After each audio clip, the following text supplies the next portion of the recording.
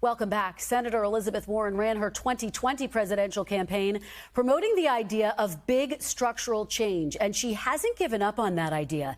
In the New York Times this past week, the Massachusetts Democrat wrote, quote, "Democrats cannot bow to the wisdom of out-of-touch consultants who recommended we simply tout our accomplishments. Instead, Democrats need to deliver more of the president's agenda, or else we will not be in the majority much longer." Among Warren's progressive goals, higher taxes for big corporations, an end to corporate price gouging, some student debt cancellation, and lowering prescription drug prices. And Elizabeth Warren joins me now. Senator, welcome back to Meet the Press. Good to see you. Thank you. Good to see you. You write in your op-ed, Senator Warren, Republican senators and broken institutions. You blame them for blocking the progress Democrats had promised. But Democrats control the House, the Senate, and the White House. So why aren't Democrats responsible for breaking their own promises to voters, Senator? Look, my point is not to look in the rearview mirror. My point is to say we've got nearly 200 days left between now and the election. And there are families who are trying to make the decision at the checkout line which groceries to send back because they can't afford them. There are millions of people across this country who are saying they are not ready for student loan payments to be turned back on. They simply can't afford them. There are millions of people across this country who say that prices at the pump, prices at to try to buy a pound of hamburger have all gone up, and they need help. Democrats ran and always run on trying to make government work for working people. We've got nearly 200 days left. That's what we need to put our energy on. Senator, I'm going to ask you. If we don't, then we haven't been there. So that's what we need to do. Senator, I'm going to delve into inflation, what you just mentioned, in a moment. But I want to just get down to brass tacks, what a deal might actually look like. Senator Manchin, of course, whose support you would need for any deal, has said he's open to supporting legislation that addresses just three things: climate change, prescription drug costs, and lowering the deficit.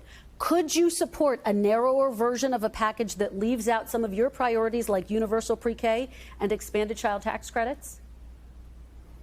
Well, look, some of the things we want to do are attack inflation head on. And one of the ways that we attack inflation head on is we bring down costs for family. So, for example, putting money into child care so that millions of women can go back to work expands our capacity, expands the number of people in the workforce, and that actually helps drive down inflation. Senator, I understand those are your priorities. Those are your priorities. And yet negotiations have been stalled since December. Senator Manchin, to some extent, Senator Sinema have said they're not going to support one of the things that you just mentioned because they are concerned it would add to the deficit. It would make inflation worse. Would you commit to a narrower package, that package that I just laid out? Can you just tell me, would you be able to vote for a bill that only included those three things: climate change, prescription drug costs, and lowering the deficit? So the point I'm trying to make is that we need to do more. Yes, we need to do climate change. Yes, we need to do prescription drugs.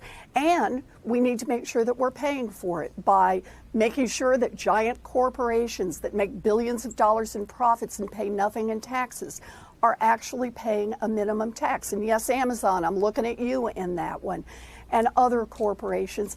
Look, we need to also authorize the FTC so they can go after companies that are price gouging. And we need to remember that it's not only what Congress can do, it's also what the administration can do. Millions of people need their student loan debt canceled. Mr. President, today would be a great day to cancel $50,000 in student loan debt for tens of millions of people across this country. My point is that we have nearly 200 days. And not just one negotiation going on. We should have multiple negotiations going on.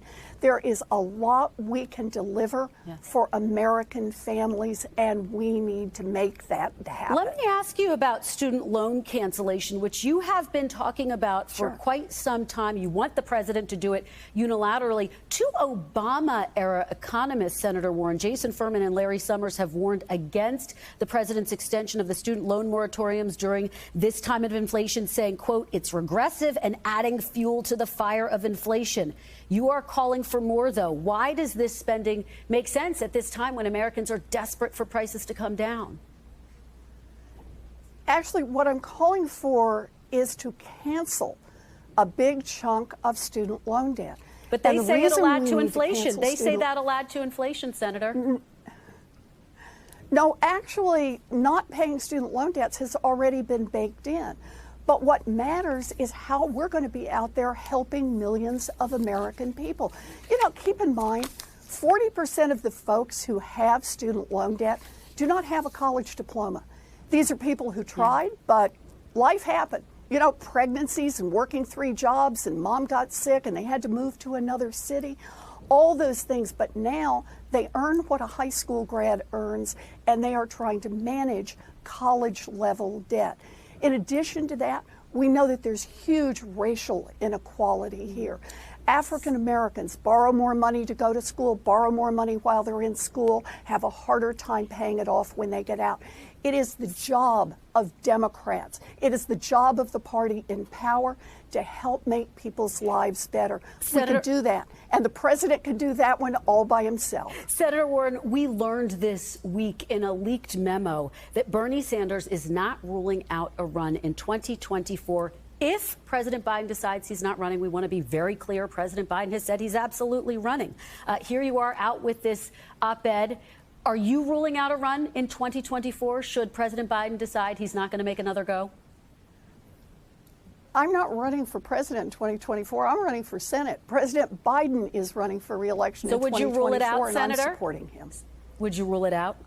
You can ask it any way you want, but I'm going to say the same thing. President Biden is running in 2024, and I'm supporting him. Okay. Cheerfully. You heard my conversation with Senator Blunt about House Minority Leader Kevin McCarthy. It was notable in your op-ed, you yourself had sharp words about the Democratic Speaker of the House, Nancy Pelosi, for her previous opposition to legislation that would ban members of Congress from owning and trading stocks. Now, of course, she says she now supports that legislation, but it does raise the question, do you have confidence in House Speaker Nancy Pelosi? Yes. But let's be clear. One of the things that we should be doing as Democrats is restoring some confidence in Congress. And the way we can do that is to ban all stock, individual stock ownership, stock trading, buying, selling of any kind. And that's true for every member of Congress and true for their spouses. It's a step we can take right now to help restore some confidence that when people in Congress act, they're not acting to try to line their own pockets. They're acting on behalf of the American people. That would be a good thing for us to deliver. All right, let me ask you about something that everyone really has been talking about all week. That is masks. As you know, this Florida court ruled that the mask mandate was unlawful. There was a lot of confusion that followed that. Now, of course, the Biden administration is appealing that decision because the CDC has said that it's necessary from a health perspective. Are you satisfied that the Biden administration provided enough clarity on this issue when people really need it? You know, I want to be clear about what's happening in the court case. And that is, I believe it's important that it is the CDC and our health professionals who are well trained, who have all the data, who spend their lives in this area, are making the decision about what we need to do to protect public health, and not a single judge off in Florida. And I think that's what the appeal is about. I don't think it's about getting masks back on people's faces right this minute. It's about making sure that over the long haul, when we don't know what comes next in COVID, or heck, we don't even know what comes after COVID, we want to make sure that healthcare decisions and public health decisions are being made by public health officials, not a single judge sitting off by herself somewhere in Florida. Senator Elizabeth Warren, we covered a lot of ground today. Thank you so much for joining me at the press. Really appreciate it. Thanks for watching our YouTube channel. Follow today's top stories and breaking news by downloading the NBC News app.